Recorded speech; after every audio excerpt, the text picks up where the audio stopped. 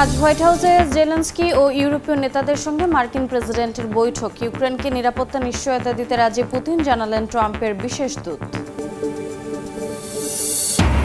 গাজার ত্রাণ কেন্দ্র যেন মৃত্যু ফাঁদে। ইসরায়েলি হামলায় প্রাণ গেল 57 ফিলিস্তিনির। গুরুতর অসুস্থ শিশুদের সরিয়ে নিতে যুক্তরাজ্যের 100 পার্লামেন্ট সদস্যের আবেদন।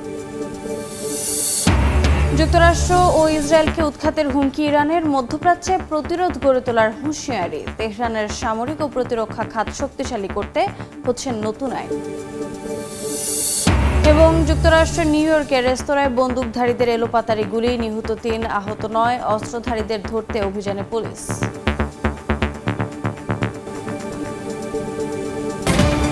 ইউক্রেন ইস্যুতে যুক্তরাষ্ট্রের স্থানীয় সময় সোমবার হোয়াইট হাউসে ডোনাল্ড ট্রাম্পের সঙ্গে বৈঠক বসতে যাচ্ছেন জেলেনস্কি। সেখানে যুক্তরাজ্য, ফ্রান্স, জার্মানি সহ ইউরোপের বিভিন্ন দেশের নেতারা যোগ দেবেন। তাদের আহ্বান, যুদ্ধ বন্ধের কোনো চুক্তির ক্ষেত্রে যেন ইউক্রেনের নিরাপত্তার বিষয়টি মাথায় রাখা হয়। এমন পরিস্থিতির মধ্যে ইউক্রেনের নিরাপত্তা নিশ্চয়তা নিয়ে পুতিনের রাজি হওয়ার বিষয়টি সামনে আনলেন ট্রাম্পের বিশেষ দূত স্টিভ উইটকফ। তিনি জানান, ইউক্রেনকে শক্তিশালী নিরাপত্তা নিশ্চয়তা দিতে রাজি হয়েছেন রুশ প্রেসিডেন্ট ভ্লাদিমির পুতিন। কিয়েভ শান্তি চুক্তির মার্কিন আহ্বান সরাসরি প্রত্যাখ্যান করলেন ইউক্রেনের প্রেসিডেন্ট ভলোদিমির জেলেনস্কি। বলেন, সংঘাত মীমাংসায় রাশিয়া একাধিক দাবি তুলেছে, সেগুলো একে একে খতিয়ে দেখতে সময় লাগবে। তাই প্রথম শর্ত হলো যুদ্ধবিরতি, তারপরেই টেকসই শান্তি চুক্তি নিয়ে অগ্রগতি সম্ভব। তার মতে, অস্ত্রের হুমকি মুখে আলোচনার কোনো যৌক্তিক ভিত্তি তৈরি হয় না। এদিকে রাশিয়া বলছে, যুদ্ধবিরতি মেনে নিলে ইউক্রেন তা ব্যবহার করবে নতুন করে অস্ত্র জোগাড়ের জন্য।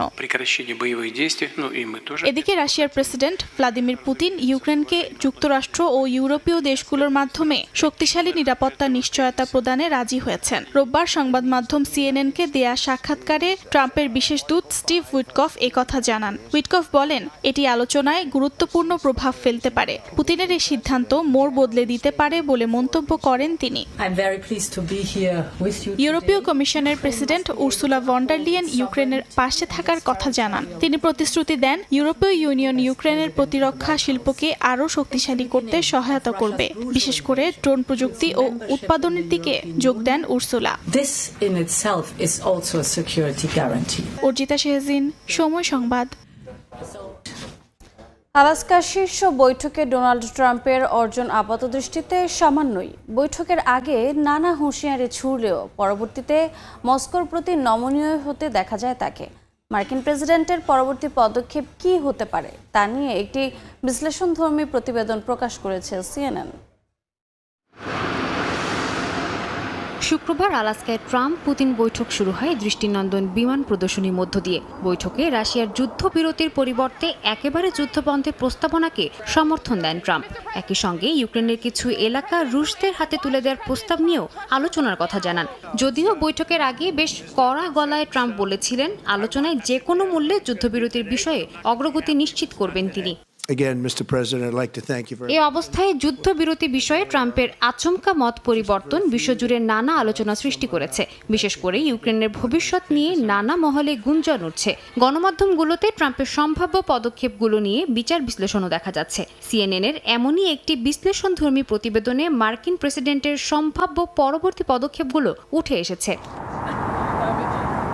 প্রতিবেদনটি অনুযায়ী পুতিনের প্রতি ট্রাম্পের এই নমনীয় ভাব ইউক্রেনের জন্য কাল হয়ে দাঁড়াতে পারে। যদিও তিনি চাইতে পারেন নিজের মর্যাদা রক্ষা ও রাশিয়ার কৌশল পুনঃস্থির করতে মার্কিন চাপ ও শুল্ক নীতি চালু রাখতে। ফক্স নিউজকে দেয়া সাক্ষাৎকারে ট্রাম্প বলেন, তিনি হয়তো 2-3 সপ্তাহ পর আবারও শুল্ক নিয়ে ভাবতে পারেন। একটি বিকল্প হলো ট্রাম্প রাশিয়ার চূড়ান্ত শান্তি চুক্তি সংক্রান্ত আলোচনার পক্ষে স্বীকৃতি দেয়া। তবে ইতিহাস বলছে তা দ্রুত হওয়ার কোনো সম্ভাবনা নেই। এতে করে ট্রাম্প দীর্ঘমেয়াদী শান্তি প্রক্রিয়ার জটিলতা ও ধীর গতির কারণে হতাশ বা অমনোযোগী হয়ে পড়তে পারেন। আলাস্কা বৈঠক শেষে ট্রাম্পের কাছে বড় একটি প্রশ্ন হলো, তিনি ইউক্রেনকে চাপিয়ে এমন কোনো শান্তি চুক্তিতে রাজি করাবেন কিনা যা রাশিয়ার অবৈধ আগ্রাসনকে বৈধতা দেবে এবং আন্তর্জাতিক সীমান্ত পুনর্লিখনের ধারণাকে স্বীকৃতি দেবে। সাদিয়া তাসনিম, সময় সংবাদ। গেল একদিনে গাজায় ইসরায়েলি হামলায় প্রাণ গেছে অন্তত 57 জন ফিলিস্তিনির, যাদের ভেতর 38 জনই মারা গেছেন ত্রাণ সহায়তা নিতে গিয়ে। যুক্তরাজ্যের প্রায় 100 পার্লামেন্ট সদস্য গাজার গুরুতর অসুস্থ শিশুদের দ্রুত সরিয়ে নেওয়ার জন্য সরকারের প্রতি আবেদন জানিয়েছেন। ইসরায়েলের গাজা দখল নীতিকে সমর্থন না করার আশ্বাস দিয়েছে মিশর। এদিকে বেনিয়ামিন নেতানিয়াহুর গ্রেটার ইসরায়েলের প্রতি নিন্দা জানিয়েছে ইরানের পররাষ্ট্র মন্ত্রণালয়। গাজায় নেতানিয়াহু বাহিনীর আগ্রাসন যেন থামার নয়। স্থানীয় সময় রোববার উপত্যকাটির আল বুরেইজ শরণার্থী শিবির সহ বেশ কয়েকটি এলাকায় হামলা চালায় ইসরায়েলি সেনারা। এতে হতাহত হন বহু ফিলিস্তিনি। যুক্তরাজ্যের প্রায় 100 সংসদ সদস্য গাজার গুরুতর অসুস্থ শিশুদের দ্রুত সরিয়ে নিতে সরকারের প্রতি আবেদন জানান। চিঠিতে তারা আশ্রয় ও চিকিৎসা পরবর্তী সুরক্ষার পাশাপাশি গাজার বায়োমেট্রিক ভিসা কেন্দ্র পুনরায় চালুর প্রয়োজনীয়তার কথাও উল্লেখ করেন। মিশরের প্রধানমন্ত্রী মুস্তাফা মাদবুলি ও পররাষ্ট্রমন্ত্রী বদর আবদেলাত্তি ফিলিস্তিন প্রশাসনের নেতাদের সঙ্গে বৈঠকে ইসরায়েলের গাজা দখল নীতিকে সমর্থন না করার আশ্বাস দিয়েছেন। গাজার পুনর্গঠন পরিকল্পনা এবং মানবিক সহায়তা বাড়ানোর উপায় নিয়েও আলোচনা করেন তারা। এদিকে ইরানের পররাষ্ট্র মন্ত্রণালয় বেনিয়ামিন নেতানিয়াহুর গ্রেটার ইসরায়েলের প্রতি নিন্দা জানিয়েছে। মন্ত্রণালয় বলছে এই পদক্ষেপের একমাত্র লক্ষ্য ফিলিস্তিনিদের পরিচয় মুছে ফেলা। জাতিসংঘের বিশ্ব খাদ্য কর্মসূচি জানায় বর্তমানে গাজায় 5 লাখ মানুষ ক্ষুধার্ত অবস্থায় রয়েছে। গাজায় খাদ্য সহায়তা প্রায় 47% লক্ষ্য অর্জন করছে। সংস্থাটি সতর্ক করে বলছে কেবলমাত্র স্থায়ী শান্তি চুক্তি খাদ্য সহায়তা বাড়ানোর পথ খুলতে পারবে। অর্জিতা শেহজিন, সময় সংবাদ। ইয়েমেনের রাজধানী সানার একটি বিদ্যুৎ কেন্দ্রে হামলা চালিয়েছে ইসরায়েলি বাহিনী। স্থানীয় বাসিন্দারা অন্তত 2টি বিস্ফোরণের শব্দ শোনার কথা জানিয়েছে। হাউথি নিয়ন্ত্রিত আল মাসিরাহ টিভি জানায় এই হামলায় হেজিয়াজ বিদ্যুৎ কেন্দ্রের জেনারেটরগুলো নষ্ট হয়ে গেছে। তবে জরুরি নিরাপত্তা কর্মীদের তৎপরতায় ক্ষয়ক্ষতির পরিমাণ নিয়ন্ত্রণে আনা গেছে বলে জানিয়েছেন দেশটির উপপ্রধানমন্ত্রী। ইসরায়েলি সেনাবাহিনীর দাবি হাউথিদের একের পর এক হামলার জবাবে এই আক্রমণ চালায় তারা। জায়গাটি হাউথি যোদ্ধাদের ঘাঁটি হিসেবে ব্যবহার করা হতো বলেও দাবি তাদের, যদিও এর কোনো প্রমাণ তারা দিতে পারেনি।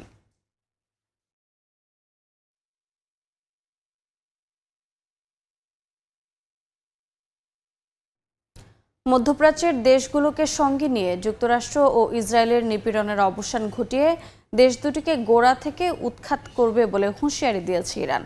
ইসলামের চূড়ান্ত বিজয় অর্জন না হওয়া পর্যন্ত এ সংগ্রাম অব্যাহত থাকবে বলে জানিয়েছেন দেশটির জাতীয় নিরাপত্তা সচিব। তেহরানের সামরিক ও প্রতিরক্ষা খাত শক্তিশালী করতে পার্লামেন্টের নতুন বিল উত্থাপন করা হচ্ছে। এর মধ্যেই ইরান ককেশাস অঞ্চলের বিদেশি শক্তির উপস্থিতির ওপর তীক্ষ্ণ নজর রাখছে বলে জানিয়েছে দেশটির পররাষ্ট্র মন্ত্রণালয়।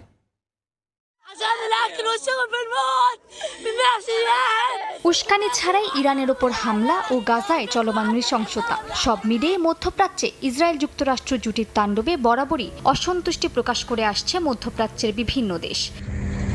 তবে এবার মধ্যপ্রাচ্যের সব ইসলামী দেশগুলোকে সঙ্গে নিয়ে ইসরায়েল যুক্তরাষ্ট্রকে কঠোরভাবে মোকাবিলার হুঁশিয়ারি দিয়েছেন ইরানের সর্বোচ্চ জাতীয় নিরাপত্তা পরিষদের সচিব আলী লারিজানি। তিনি জানান, রাজনৈতিক পার্থক্য সত্ত্বেও বিপদের সময় তেহরানের পাশে দাঁড়িয়েছে মধ্যপ্রাচ্যের এই দেশগুলো। লারিজানি দাবি করেন, ইরানের মিসাইল হামলায় ইসরায়েলের প্রতিরক্ষা ব্যবস্থা একেবারে নড়বড়ে হয়ে গেছে। একই হুঁশিয়ারি উচ্চারণ করেছে ইরানের বিপ্লবী গার্ড বাহিনী। তারা জানায় আঞ্চলিক দেশগুলো একসঙ্গে যুক্তরাষ্ট্র ও ইসরায়েলকে উচ্ছেদ করবে, যেন ইসলামী দেশগুলোর চূড়ান্ত বিজয়ের লক্ষ্য অর্জনের পথ আরও সহজ হয়। আইআরজিসির দাবি, ইরানি জাতি যে কোনো হুমকি মোকাবিলায় প্রস্তুত। এর মধ্যে ইরান সেনাবাহিনীকে শক্তিশালী করার জন্য পার্লামেন্টে নতুন বিল পেশ করা হচ্ছে। জাতীয় নিরাপত্তা ও পররাষ্ট্র কমিশনের চেয়ারম্যান জানিয়েছেন, বর্তমান পরিস্থিতিতে দেশটির প্রতিরক্ষা সক্ষমতা বৃদ্ধি সর্বোচ্চ কৌশলগত অগ্রাধিকার। ইরানের পররাষ্ট্র মন্ত্রণালয়ের মুখপাত্র ইসমাইল বাঘি রেডিও সাক্ষাৎকারে জানান, দক্ষিণ ককেশাসের স্থিতিশীলতা ইরান ও অন্যান্য আঞ্চলিক শক্তির জন্য বিশেষ কৌশলগত গুরুত্ব বহন করে।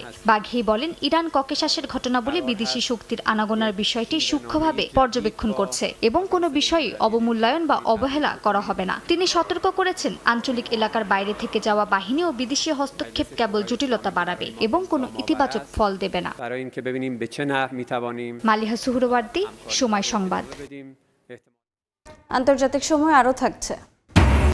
ভারী বৃষ্টি, পাহাড় ধসে বিপর্যস্ত জম্মু কাশ্মীর। বানের পানিতে ভেসে যাওয়াদের উদ্ধারে চলছে অভিযান।